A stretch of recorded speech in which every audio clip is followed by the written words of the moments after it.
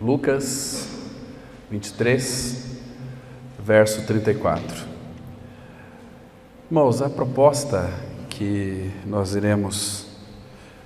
temos em mente, o Senhor tem colocado em nossos corações, que a partir de hoje a gente vai estar analisando de uma forma bem panorâmica sobre o tema dos brados da cruz.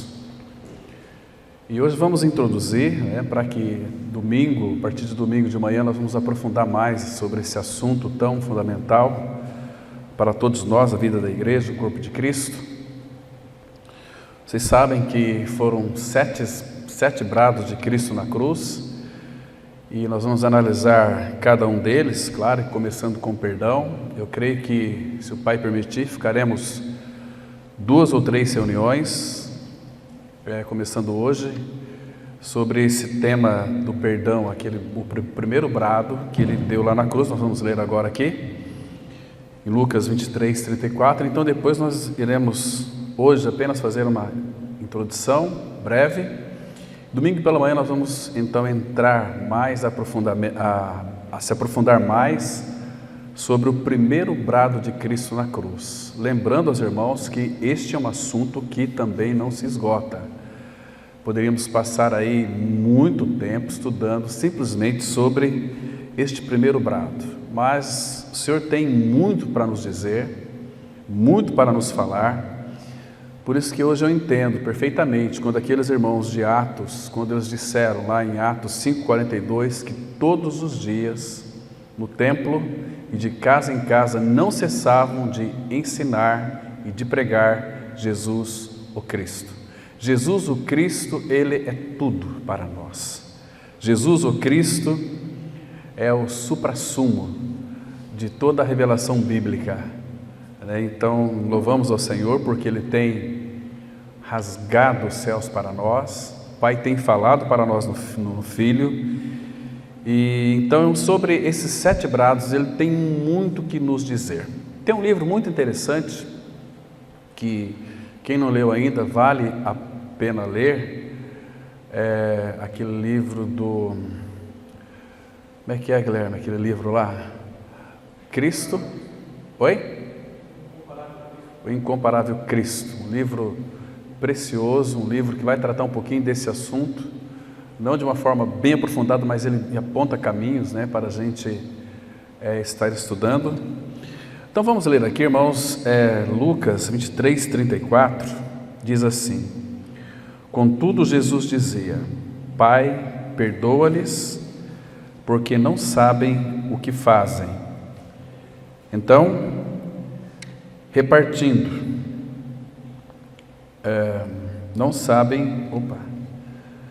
repartindo as vestes dele, lançaram os sortes. Então, esse é o primeiro brado que ele deu lá na cruz: Pai, perdoa-lhes, porque eles não sabem o que fazem. Vamos orar. Nosso Pai, nesta noite tão agradável, fresquinha, o Senhor preparou para nós. Nós estamos também diante da Tua Palavra, sobre este assunto, Pai, no qual o nosso Salvador, o Verbo encarnado, Ele proferiu ali na cruz o seu primeiro brado. E nós queremos, ó Pai, aprender aos Teus pés sobre essa verdade.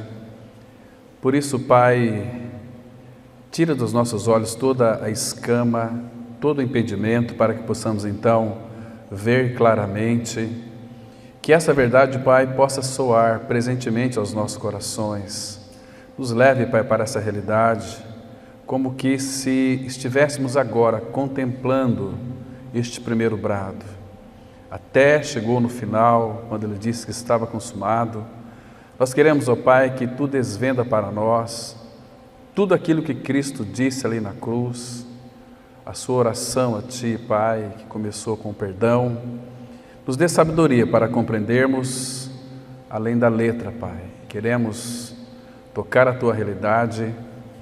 Pai Santo, entregamos nas Tuas mãos todo esse tempo que vamos passar aqui, lendo as Escrituras e meditando nela. Nos dê uma memória receptiva, fértil, fecunda, uma memória que seja criativa, dinâmica, inspirada. Teu Espírito passeie sobre ela, revelando, formando, imprimindo cada vez mais essas verdades contundentes em nossos corações, para que elas se tornem indeléveis em nós mesmos. Faça isso, Pai, em nome de Jesus nós oramos. Amém. Irmãos, em primeiro lugar, antes de mais nada, nós temos que apreciar essa verdade tão profunda e ter ela como uma experiência real para nós. O primeiro brado que Jesus proferiu ali na cruz. Então, temos que apreciar, irmãos, em primeiro lugar, que a morte de Cristo na cruz, ela em primeiro lugar nos reconciliou com Deus. Foi algo assim tão tremendo, tão maravilhoso. E depois que Ele reconciliou-nos com o Pai, uma das coisas que o Espírito vem trabalhando é conquistar o nosso coração para Ele mesmo. Claro que, como Cristo é o nosso noivo, Ele deseja ter um coração conquistado para Ele mesmo. Um coração que seja inteiramente dele. Quando isto acontecer em nós, nós então iremos responder com um maranata verdadeiro, desejando que Ele volte, porque o nosso coração é dele. Irmãos, aí nós vamos entender também, em realidade, nós sabemos, mas não temos uma experiência ainda do que significa: sem mim nada podeis fazer. Porque o Senhor deseja exatamente isto, e é exatamente isto que nós precisamos ter como uma realidade espiritual. Quando o Espírito nos convencer, irmãos, de que sem Ele nós nada podemos fazer, nós certamente iremos iniciar uma vida de absoluta dependência dEle, reconhecendo Ele em todas as coisas. Paulo fala um pouquinho lá em Atos capítulo 17, que, irmãos, sem Ele nós não conseguimos levantar, nem deitar, respirar, nos mover, andar, caminhar. Então precisamos dele para que Ele então nos sustente toda a nossa vida física também. Coração conquistado é algo que o Espírito Santo está trabalhando em nós, mostrando para nós todas as riquezas do nosso amado Senhor, tudo aquilo que Ele é em realidade espiritual.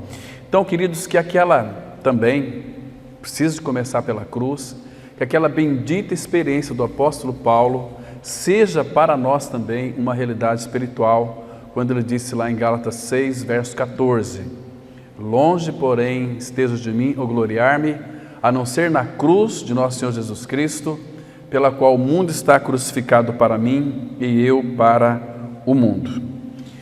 Eu queria, irmãos, que vocês guardassem bem isto que eu vou dizer para vocês agora. Qualquer estudo relacionado à cruz de Cristo, qualquer estudo, traz para nós, a vida da igreja, inúmeras recompensas. Inúmeras recompensas. Claro que mediante o sangue da cruz, também que foi vertido ali pelo nosso Senhor, é um dos maiores benefícios que um pecador ele pode receber hoje. Por exemplo, Romanos 3, 24, a palavra ela diz que, sendo justificados gratuitamente, mediante a redenção que é em Cristo Jesus, fomos aqui justificados gratuitamente. A palavra gratuitamente tem uma raiz também que é a graça, que o sangue que foi vertido de Cristo para que fôssemos reconciliados com o Pai, ele foi gratuito, para nós não teve nenhum preço, somente nós crermos nele. Como foi gratuito, foi algo que Cristo fez inteiramente pela graça, não provém das nossas obras. A justificação ela é maravilhosa porque foi o Filho quem nos reconciliou com o Pai, nos justificando, trazendo uma justificação perfeita. Interessante que a palavra começa a se aprofundar cada vez mais. Romanos 5:9, a palavra ela diz que logo muito mais, agora sendo justificados pelo seu sangue, seremos por ele salvos da ira. Claro que na cruz em Cristo, o Pai, Ele julgou o meu e seu pecado no Filho. Então o Pai, Ele é um Deus justo e não pode nos julgar duas vezes. Fomos já julgados na cruz em Cristo. Isso foi um grande benefício que nós temos hoje, uma certeza que nós temos hoje, porque o que afiança a nossa justificação, reconciliação com o Pai, foi a ressurreição do Filho. Ele foi entregue, Romanos 4, versículo 25, ele foi entregue por causa das nossas iniquidades, e ele ressuscitou por causa da nossa justificação. Então, uma vez que a ressurreição, quando nós cremos, não apenas na morte, porque, irmãos, a mensagem da cruz, ela foi, durante muitos anos, focaram muito na morte. Vocês foram crucificados, vocês morreram com Cristo, e acabou, ficou na sepultura. A vida cristã, ela não começa numa sepultura, irmãos, ela começa num túmulo vazio. Cristo, quando Ele morreu, claro, Ele foi sepultado, mas Ele não ficou ali. Fomos enterrados com Cristo, nós não ficamos ali. A palavra fala que o Pai, pelo seu supremo poder, ressuscitou o seu Filho e nós fomos incluídos ali naquela ressurreição. Estamos numa posição muito elevada, assentados nos lugares celestiais em Cristo Jesus. Então, a ira vindoura, irmãos, na qual Deus, o Pai, vai julgar aqueles que não creram, o Pai ficou inteiramente satisfeito uma vez que cremos no Senhor. Recebemos pela fé. E claro que agora tem todo um trabalho do Espírito, palavra, circunstâncias, para então que Ele execute em nós uma transformação, uma salvação da nossa alma. Então o Pai está empenhado nisso e Ele começou, irmãos, Ele sempre vai terminar. Deus nunca deixa uma obra pela metade. Ele começou uma boa obra em nós, em vós, e há de completá-la até o dia de Cristo. Agora, irmãos, Ele espera de nós também uma resposta, que nós, junto com Ele, possamos responder aquilo que, primeiro, Ele vai mostrar quem nós somos, Ele vai mostrar que nós precisamos ser tratados em alguns pontos, e Ele quer fazer isso, mas nunca irá fazer contra a tua e a minha vontade. Primeiro Ele vai mostrar em realidade como está o estado em que encontramos ou que se encontra a nossa alma. Então Ele vai começar um trabalho. Ele já começou esse trabalho. Começa sempre com uma palavra. Lembra lá em Ezequiel 3, 25? Então aspergirei água sobre vós e ficareis purificado. Pedro fala que nós vamos santificar a nossa alma pela nossa obediência à palavra, pela nossa resposta à palavra de Deus. Porque nós temos em Cristo toda a suficiência para então vencermos a nós mesmos. Então nosso pecado Ele já venceu. Por isso que o Espírito amorosamente, cuidadosamente, Ele quer conquistar o nosso coração. Mostrar tudo aquilo que Ele é, tudo aquilo que Ele fez, e tudo é por amor a nós. Cristo fez voluntário. Então o Espírito deseja que nós, como filhos de Deus, nos prostramos e damos um passo à frente voluntariamente para responder a Ele. Então Ele vai começar esse trabalho tão maravilhoso. Então, queridos, a cruz, se nós olharmos para a cruz, nós vamos ver que ela é a prova do grande. Uma palavra aqui, grande, quando falo grande, falando de um nível espiritual, de uma dimensão espiritual, referindo-se àquilo que Ele é, porque Ele fez a obra. Então a cruz, ela é a prova do grande amor de Deus, mas também, por outro lado, ela revela a monstruosidade do nosso pecado. Então foi um preço muito alto que o Filho pagou por nós. Se a graça é um favor imerecido, quando Ele se entregou lá na cruz, Ele fez um favor por nós, morrendo em nosso lugar, mas nós sabemos que não é apenas uma morte substitutiva, é uma morte inclusiva, uma morte onde Ele morreu no nosso lugar, mas por outro lado nós temos que crer, porque está escrito na Palavra de Deus, que nós também perdemos a nossa velha vida, natureza adâmica. Nós não perdemos a vida da alma, nós não perdemos a nossa personalidade, e nem é intenção de Deus o Pai destruir a nossa personalidade. Por isso que Ele quer conquistar o nosso coração, para que então sejamos inteiramente dele, como está lá em Cantares: eu sou do meu amado e ele é meu, eu estou no Pai, o Pai está em mim, permanecei em mim e eu permanecerei em vocês. Percebe? Porque sem Ele nós nada podemos fazer, irmãos. Agora, hoje em dia, irmãos, nós estamos um pouco afundados, vamos dizer assim, no que podemos chamar de cristianismo cultural. Esse cristianismo cultural é uma doutrina que ela embrulha a cruz de Cristo, na bandeira de qualquer nação. Hoje não é muito comum as nações levantar suas bandeiras. Estava falando com o meu primo, ele vai também ouvir essa mensagem depois.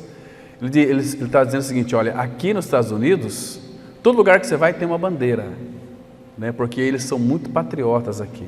Eles morrem pela pátria, E está havendo um movimento aqui, na nossa nação também brasileira, do patriotismo. Irmãos, patriotismo, claro, diz respeito a esta nação aqui, mas nós não podemos levantar uma bandeira do nosso país mesclado com o Evangelho.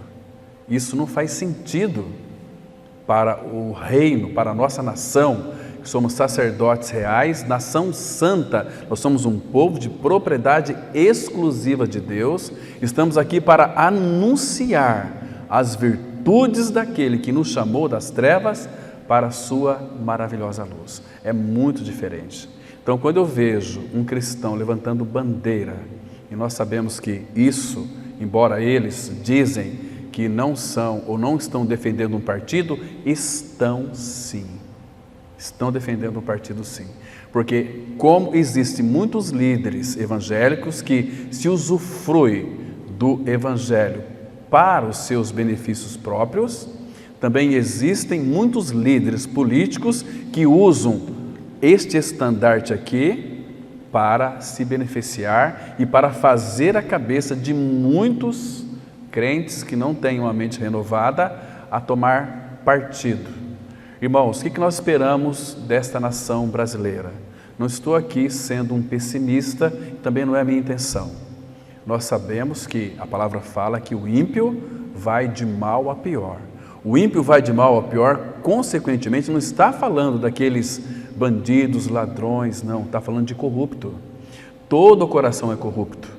Enganoso é o coração mais do que todas as coisas e desesperadamente corrupto. Quem o conhecerá? Então não adianta uma pessoa, por mais sábia que ela seja, ser colocada ali, e é colocada pelo Senhor. Então a igreja fica incumbida de orar por aquele líder político, para que então nós tenhamos uma vida quieta, mansa e sossegada. Percebe? Mas nós não podemos, irmãos, levantar bandeira como que se essa fosse a nossa pátria. Nós nascemos aqui, nessa nação, mas nós somos brasileiros.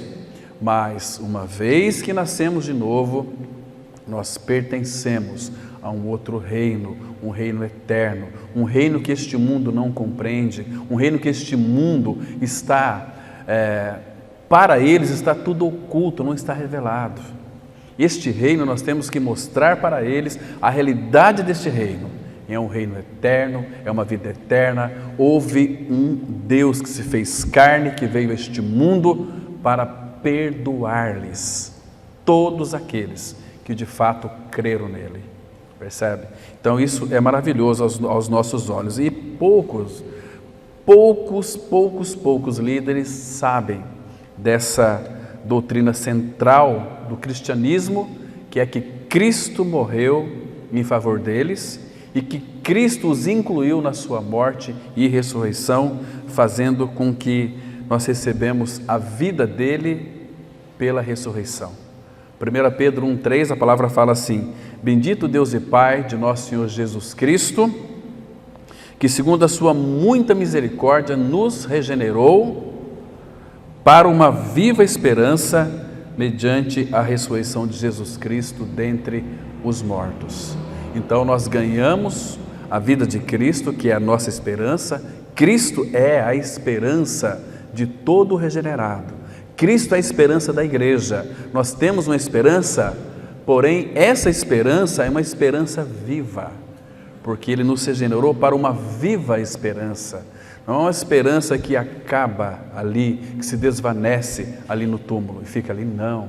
Nós temos a plena convicção de que temos uma vida de ressurreição, somos filhos da luz, regenerados em Cristo Jesus, e Deus está trabalhando dentro de nós, de dentro para fora, cada dia mais nos moldando, nos levando a posições naquilo que concerne a alma, a uma vida de cruz.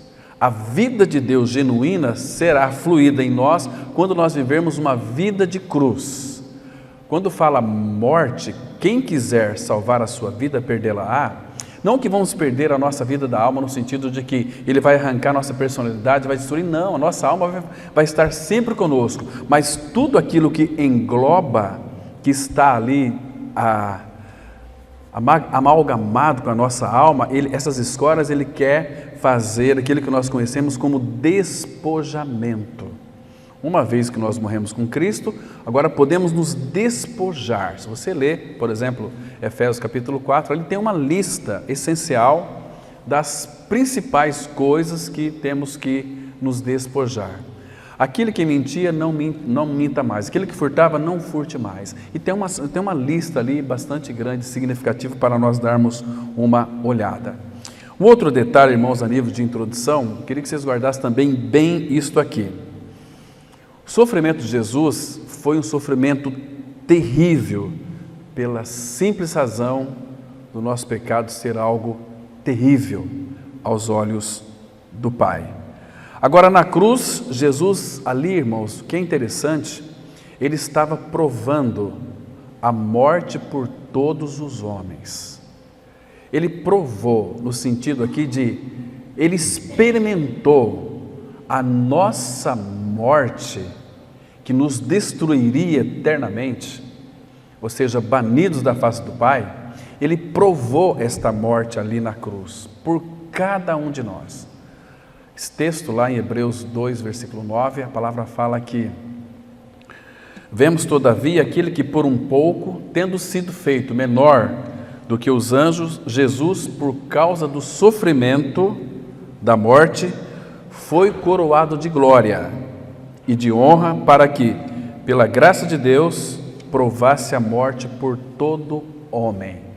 Então, na cruz é como que se Ele experimentasse aquilo, e foi para Ele uma realidade, aquilo que nós iríamos, ou já nascemos com ela, mas por causa das cores deste mundo, o nosso corpo está cada dia mais, um corpo de um homem sem Cristo, de um homem com Cristo também, cada dia que passa ele está se apodrecendo por causa do veneno da serpente. Embora o pecado foi tirado, mas as consequências dele não.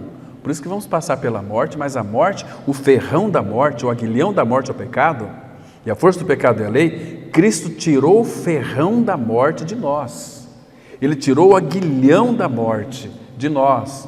Então, Ele nos deu a sua vida e claro que a morte para nós vamos enfrentá-la, podemos dizer assim, com doçura, porque a morte para um filho de Deus nós sabemos. Saber é uma coisa, mas um dia você vai experimentá-la. Se Jesus não voltar antes, você e eu iremos experimentar a morte.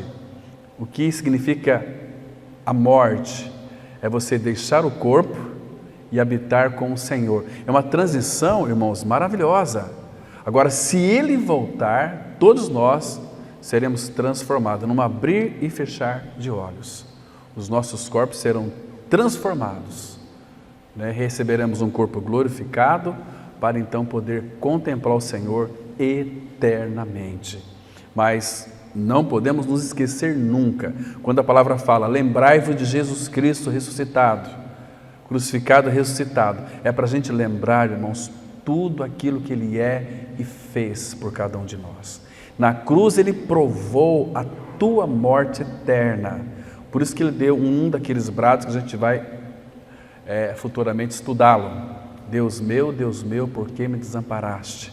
Na hora tão crucial na vida do Senhor Jesus, Ele se sentiu totalmente desamparado, Ele se viu desamparado, porque Ele tinha que fazer essa obra, Ele veio para realizar essa obra, né? Então, Ele disse assim, aquele lagar eu o pisei sozinho. Quando Ele disse, eu o pisei sozinho, Ele sabia que Ele iria enfrentar a separação do Pai. Isso que Ele mais temia, mas então Ele ficou separado do Pai, durante algum tempo, ali no Calvário. Queridos, o pior sofrimento de Cristo, ali no Calvário, não foram as lacerações, não foram também a coroa de espinho e os pregos, sofrimento espiritual que o nosso amado Senhor suportou quando a associação dele com o Pai foi interrompida por 3 horas na cruz, foi o supremo sofrimento, aquela agonia que você e eu, nós jamais iremos experimentar.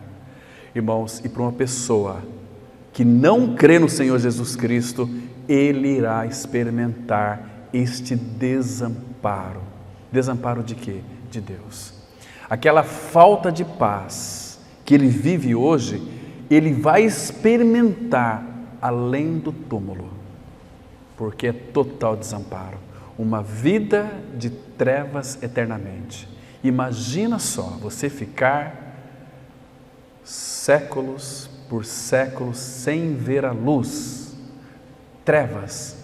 Pedro fala que é densas trevas, negridão das trevas, e ali onde o bicho não morre e o fogo não se apaga. Mas isso não é o final ainda.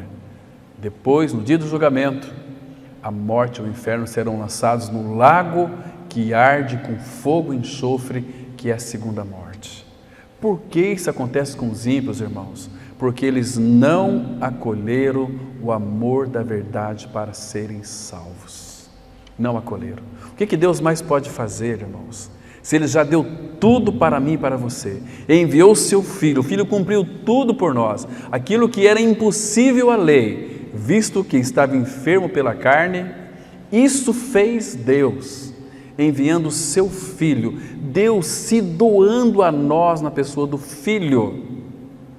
Foi para a cruz, Ele não perguntou se você queria ser salvo, Ele foi e morreu no Calvário, e lhe atraiu no Calvário, mostrando o quanto você é amado por Ele.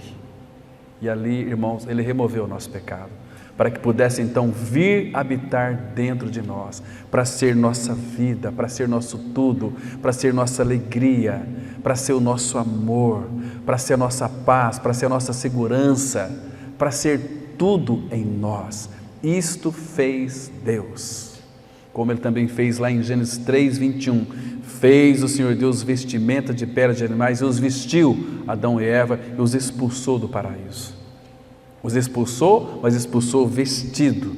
Se você ler a genealogia de Lucas, Adão é filho de Deus, porque eu creio que Adão creu naquilo que Deus havia feito por ele, ele recebeu, e aquilo trouxe muita paz para a consciência de Adão. E hoje nós temos em realidade o sangue de Cristo, que é um sangue perdoador, é um sangue que não é para nós, não tenta aí você querer ficar achando que aquele sangue foi para ti, o sangue foi para Deus, foi para a satisfação do coração de Deus. O sangue nos aproxima do Pai, o sangue nos justifica dos nossos pecados, a cruz trata com o nosso pecado, mas tem o sangue do Cordeiro que foi vertido, irmão, para mim e para você. Então, aquele sangue não é para a nossa satisfação, Aquele sangue é para a satisfação do coração de Deus. Em Êxodo, nós lemos esse texto domingo à noite, 12, versículo 13. Quando eu vir o sangue, passarei por vós. Não é para nós vermos o sangue. O sangue estava do lado externo da porta, do lado de fora.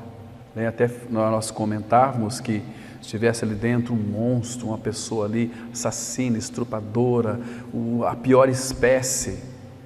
E ele comia aquele cordeiro assado, que é uma figura de Cristo também para o nosso sustento no dia a dia. Precisamos dele também como nosso pão. Ele é a nossa verdadeira comida que nos dá sustento. Então, imagina só aquele rapaz lá atrás da porta com medo: eu matei, roubei, assassinei, eu sou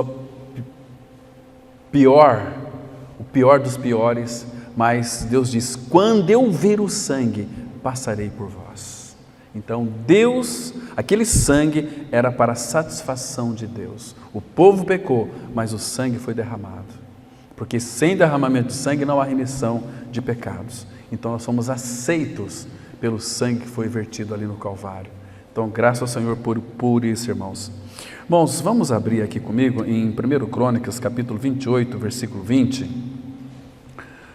Aqui, irmãos, nós vamos verificar algo muito interessante, que foi o supremo sofrimento, a agonia que você e eu jamais experimentaremos.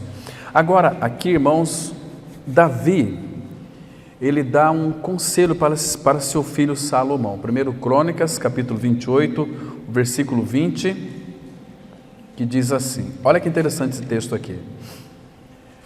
1 Crônicas 28, versículo 20. Disse Davi a Salomão, seu filho: sê forte e corajoso e faze a obra.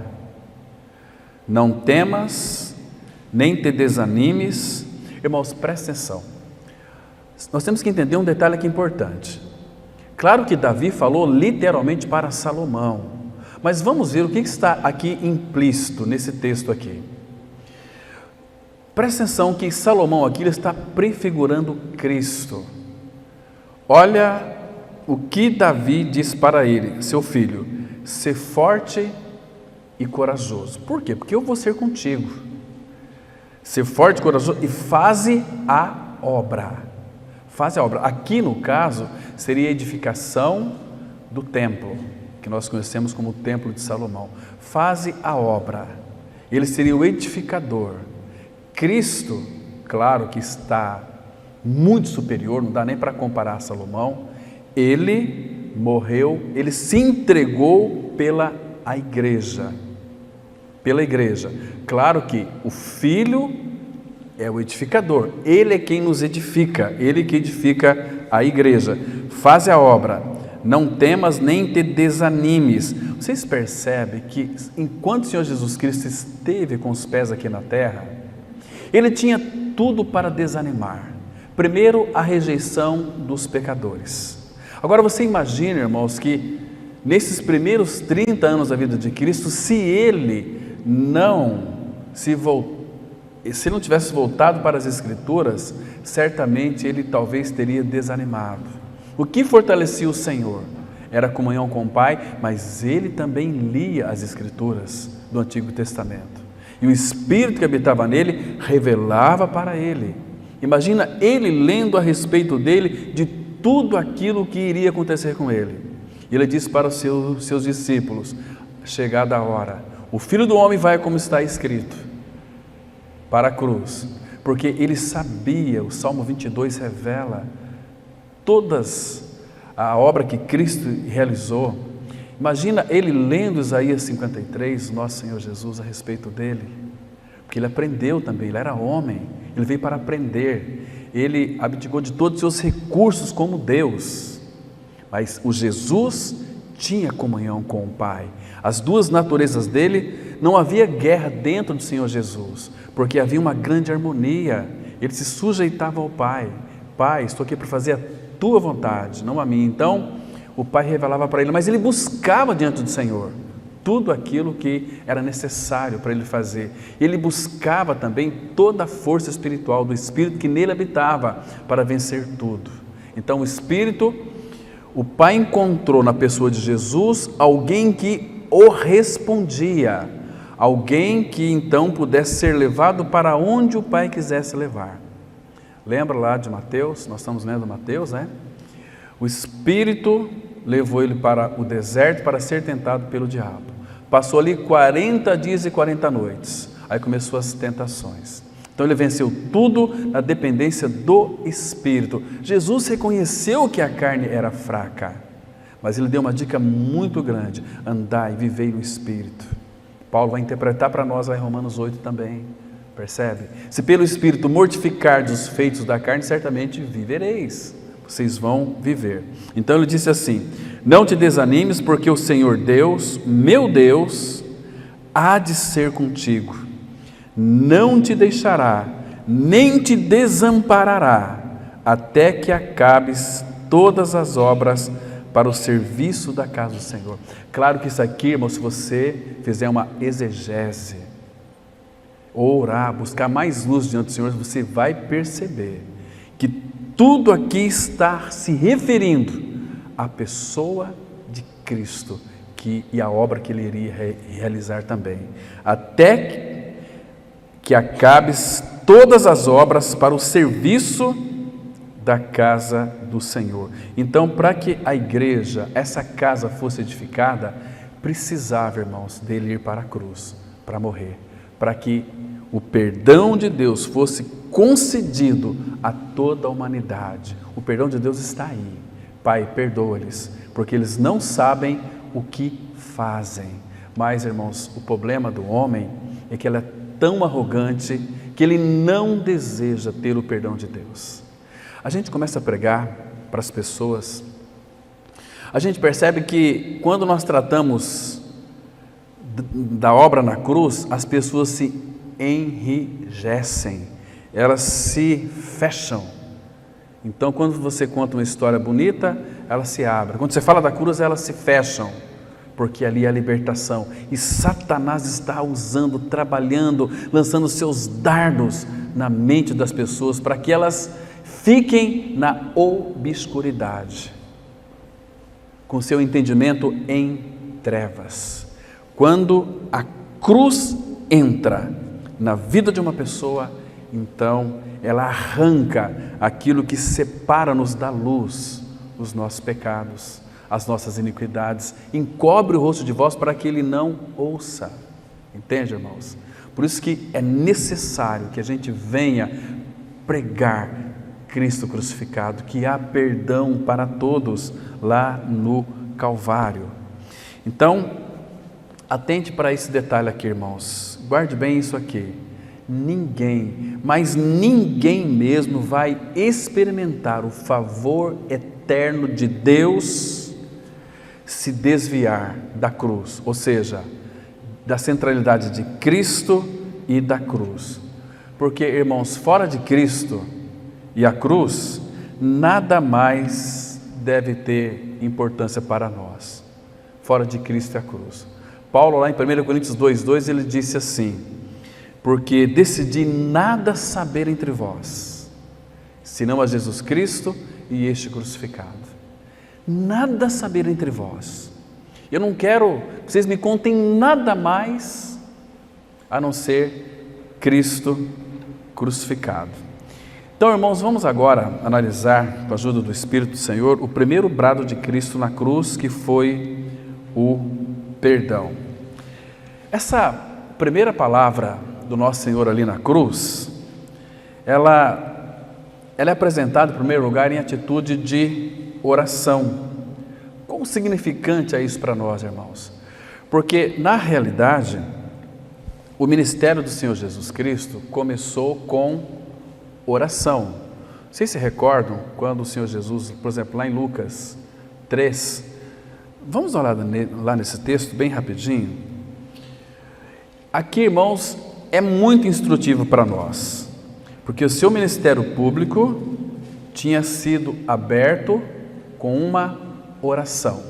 Olha só, Lucas 3, 21 e 22, a palavra ela diz assim, olha: e aconteceu que, ao ser todo o povo batizado, também o foi Jesus.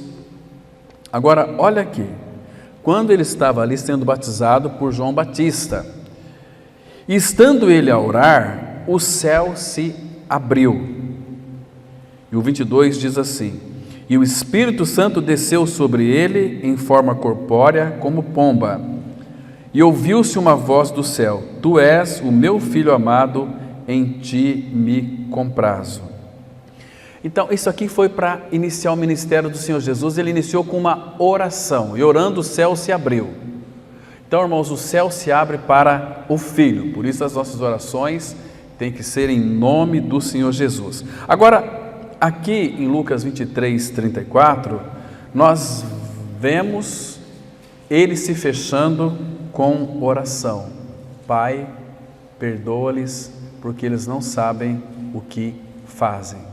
Começou com oração e fechou com oração também. Agora, aqui, irmãos, o Senhor Jesus estava deixando para nós também um maravilhoso exemplo, um exemplo muito precioso para cada um de nós. Primeiro lugar, ele, humanamente falando, ele não mais, ou seja, aquelas mãos ministrariam mais aos doentes, porque elas estavam ali encravadas na cruz. Agora, não mais também aqueles pés poderiam levá-los nas tarefas de misericórdia, pois estavam presas naquele madeiro tão cruel, tão terrível.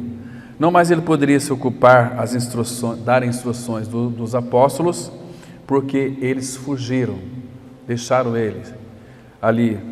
Então, como então Jesus se ocupou de todos os ministérios nos quais ele fez e teria que dar continuidade? Ele simplesmente orou ao Pai. Leia depois cuidadosamente aquela oração sacerdotal em João capítulo 17. E depois vejam os brados de Cristo na cruz, que a gente vai, a partir de domingo pela manhã, aprofundar. Voltando aqui, começando com o perdão, nós vamos analisar que a oração de Jesus Cristo foi muito significativa, e depois esta missão, esse compromisso, esse legado, ele confiou a nós, a sua noiva. Nós vamos dar prosseguimento à obra de Cristo. Ela está completa? Claro que está, não tenha dúvida disso.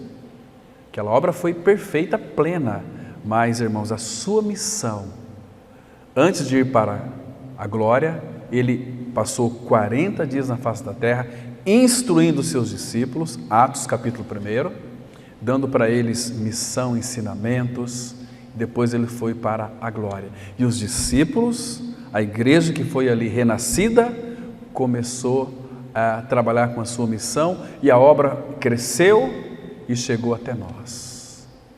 Eles passaram o bastão para nós.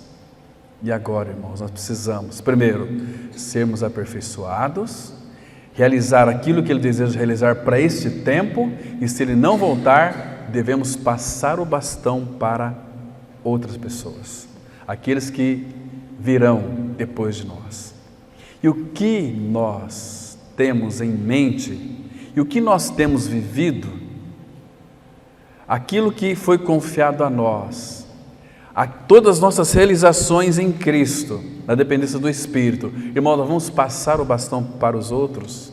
Que bastão nós vamos passar para os nossos filhos, para outra geração que está chegando aqui, se ele não voltar ainda, né? Então, queridos, oração. Aquele texto de Tiago, capítulo 5, verso 16, que diz assim: confessai, pois, os vossos pecados uns aos outros e orai uns pelos outros. A igreja, orai uns pelos outros. Quando eu estou doente, você vai lá orar por mim? Não é esse sentido aqui, irmãos. Orai uns pelos outros. A igreja de Cristo, ela deve orar uns pelos outros. O irmão, a irmã tem um ministério infantil, vamos orar por aquela irmã, por aquelas irmãs, aqueles irmãos. O irmão tem o encargo da palavra, vamos orar para que o Senhor cada dia mais acrescente mais e mais. O irmão tem o ministério de fechar a porta da igreja, do templo da igreja. Fechar a porta da igreja não existe, né? Então vamos orar por aqueles irmãos, pela faxineira aqui que cuida do templo, onde a igreja se reúne. Vamos orar. Irmãos, nós não fazemos, irmãos. Por quê? Porque nós somos negligentes, nós não reconhecemos a importância da oração, ela é tão preciosa. Porque a gente pensa que o pai não vai ouvir, vai ouvir. Imagina se o pai não ouvisse a oração do filho. Pai, perdoa-lhes, porque eles não sabem o que fazem. O que seria também de nós, irmãos? Porque muitas vezes nós fazemos coisas que nós sabemos que estamos fazendo, mas aquela oração do filho na cruz, o primeiro brado, vamos analisar domingo pela manhã, que aquela oração teve um significado tão grande de aceitação diante do Pai, que também nos alcançou a nós. Ele vai perdoar as nossas negligências, quando nós deveríamos ser diligentes, né? E tantas outras coisas mais. Vamos ver alguns detalhes no domingo pela manhã para a gente ficar encantado, né? O Pai, Ele pode fazer isso conosco, abrir as entranhas do nosso coração, abrir diante da sua luz e mostrar para nós. Que vergonha é para nós, irmãos. O nosso coração, que nós confiamos tanto nele, é tão enganoso. Provérbios fala que aquele que confia no seu próprio coração é insensato, é sem senso, é débil, porque confia em si mesmo. Confie no Senhor de todo o vosso coração e não se apoie, não te estribes no teu próprio entendimento. Então, domingo pela manhã nós vamos analisar passo a passo esse versículo, vamos ver algumas terminologias do grego, vamos aprofundar mais nesse primeiro brado de Cristo, o perdão. E vamos verificar também se no nosso dia a dia nós temos recebido este perdão, porque se nós não recebemos realidade espiritual, nós também não iremos liberar o perdão. E vamos ver, porque existem muitos filhos de Deus que são doentes porque foram perdoados e não perdoam. É um assunto bastante contundente, um assunto profundo, um assunto espiritualmente real, que se não for vivido na sua integralidade, trará para nós muitos e muitos prejuízos na nossa vida com o Senhor. Pai, perdoa-lhes, porque não sabem o que fazem. E nós, diante de uma atitude negativa de alguém contra nós temos dificuldade em perdoar. Primeiro nós vamos ficar com cara de maracujá de gaveta, vamos ficar ressentidos, e esse ressentimento vai aumentar mais, mas é de dentro para fora, a gente fica com ele aqui, mas a coisa está fervilhando lá dentro. Vamos ver alguns aspectos disso, o mal que é quando nós cremos que fomos perdoados e não liberamos perdão. Isso nos afeta profundamente, irmãos. Isso faz com que nós nos distanciamos do Senhor cada vez mais. É um absurdo um filho de Deus que foi perdoado não perdoar. E tem muita gente, inclusive nessa cidade, eu conheço um par deles, que foram perdoados pelo Senhor, sabe que foram perdoados, mas não libera perdão. E liberar perdão, irmão, não é assim, eu perdoei, mas se os dois são igreja, se não convivem, não vivem uma vida de realidade de corpo, não perdoou coisa nenhuma. Tem que perdoar de verdade, de fato, não de língua apenas. Oh, irmão, eu te perdoo às vezes, abraça, beija, diz que está perdoado, mas lá dentro tem ressentimento. Isso destrói a nossa vida espiritual, isso destrói o nosso caminhar com o Senhor. Isso vai nos abalando, vai nos afundando cada vez mais. E agora, o nosso amado Senhor, imagina só, quantas dores, quantas rejeições. Eu creio que Cristo sofreu muito mais pelas rejeições dos pecadores do que pelo fato de estar ali na cruz. Outro sofrimento muito grande foi que ele separou do Pai. Jesus foi separado do Pai. Ele entendeu isso, que o Pai havia o separado. Por que me desamparaste? Por que me abandonaste? Ele se viu sozinho, mas Deus estava em Cristo. Deus não perdeu o controle daquela hora tão crucial na vida do Filho. Deus estava em Cristo, reconciliando consigo o mundo na pessoa de Jesus Cristo e não imputando a nós as nossas transgressões. Que lindo, irmãos, esse aspecto do perdão. Mas domingo pela manhã nós vamos então avançar um pouquinho mais nesta área do perdão e analisar este primeiro brado de Cristo na cruz. Pai, perdoa-lhes porque não sabem o que fazem. E claro, vamos a pelo menos umas 3, 4 reuniões apenas neste primeiro brado, porque é um assunto muito extenso, muito amplo, é um assunto de fundamental importância para a igreja, se ela deseja viver uma vida prática, uma vida ascensional. Senão, irmãos, se nós não perdoarmos a exemplo do Senhor, porque Ele nos deu o perdão para perdoarmos, nós não iremos viver uma vida ascensional com o Senhor. Vamos ficar estagnados e começar a retroceder na vida cristã. Por uma atitude, porque perdão é atitude. Às vezes, eu não consigo perdoar, é difícil perdoar. Não, você não quer perdoar. Você foi perdoado e você tem dentro de si a capacidade de perdoar. Perdoar com o perdão dEle. Então que o Senhor continue falando aos nossos corações, irmãos. Amém? Vamos orar. Pai, desvenda os nossos olhos, Pai, para enxergarmos toda a realidade do perdão, que nós já o recebemos. E agora, Pai, é uma palavra tão linda, essa palavra perdão, mas quando temos que perdoar, o Senhor sabe que nós criamos tantas dificuldades, Pai. Nós mesmos somos os criadores de problemas onde não existe problema. Pai, nós somos tão complicados e o Senhor nos conhece muito bem. Nos ajuda, Pai, nos ajuda a vencermos esse nosso orgulho tão terrível. Pai, nos ajuda a subjugar o nosso eu ao Senhor, para vivermos uma vida de crucificado, para que sejamos a expressão de Cristo, Pai, inclusive, principalmente naquilo que concerne ao perdão. Perdoar aqueles que nos ofenderam, que pisaram em nós, que falaram mal de nós. Oh, Pai, tem misericórdia, não daqueles que falaram mal de nós, mas de nós mesmos, que temos dificuldade em perdoar. Nos ajuda, Pai. Em nome do Senhor Jesus nós oramos. Amém.